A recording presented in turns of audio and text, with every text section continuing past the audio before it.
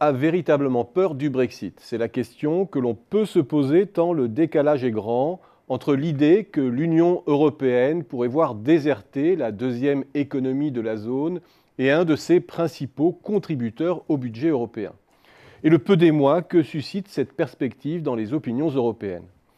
La bourse britannique n'est certes pas très florissante, mais la morosité ambiante ne détonne pas avec celle des autres bourses, et nul besoin du Brexit pour expliquer cela. Les perspectives de croissance britannique, en décélération pour des raisons budgétaires avant tout, suffisent largement à expliquer l'inertie de la bourse. D'où vient alors cette drôle d'impression qu'il ne se passera rien, quelle que soit l'issue du référendum britannique? D'abord du fait que le Royaume-Uni n'est déjà plus qu'un demi-membre de l'UE qui a multiplié les dérogations, les opt-out comme on dit, dans de multiples domaines, pas seulement budgétaires. Et l'accord de février 2016 n'a fait qu'amplifier les choses dans des domaines aussi importants que la libre circulation des travailleurs migrants, des citoyens européens et certains droits découlant de cette liberté fondamentale de l'UE. La négociation avec les Britanniques a ouvert la porte à de nouvelles restrictions concernant le droit à prestations et à aide sociale des travailleurs européens, dans lesquels s'engouffrent d'ailleurs d'autres États européens, dont l'Allemagne. Sans parler des multiples garanties pour protéger la City des mesures réglementaires européennes que Londres considérerait comme discriminatoires. Bref, le fameux article 2 de la loi El Khomri qui permet des dérogations inversant la hiérarchie des normes est en train de devenir une réalité au plan européen. La sédition britannique a fait des émules qui bousculent de plus en plus la suprématie des traités.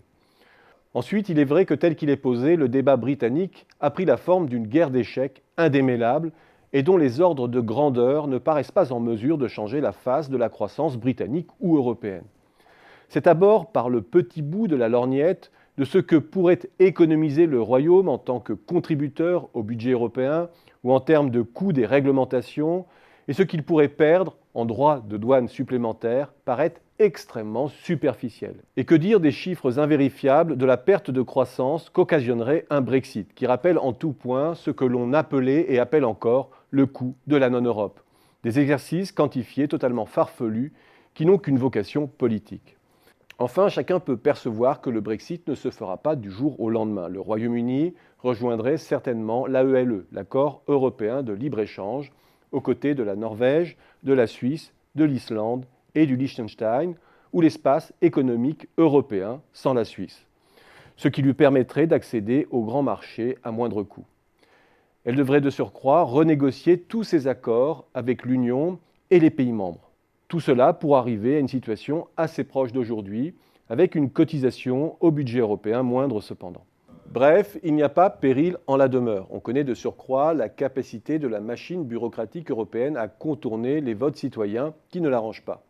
Et à ceux qui espèrent une sorte d'éveil des consciences européennes, une opportunité pour le noyau dur continental d'avancer en matière d'intégration, qu'ils se détrompent. Le Royaume-Uni est cet empêcheur d'intégrer en rond dont chacun s'accommode. Sa vision libre-échangiste de l'UE et anti-budget européen est plus proche du point de vue allemand et nordique que français. C'est tout ce que révélera la sortie du Royaume-Uni si elle a lieu. Un gros bémol cependant, sur le plan de l'Europe de la défense, l'UE va devoir repenser les choses. Cela pourrait être l'occasion de ressouder le couple franco-allemand sur un projet hautement symbolique.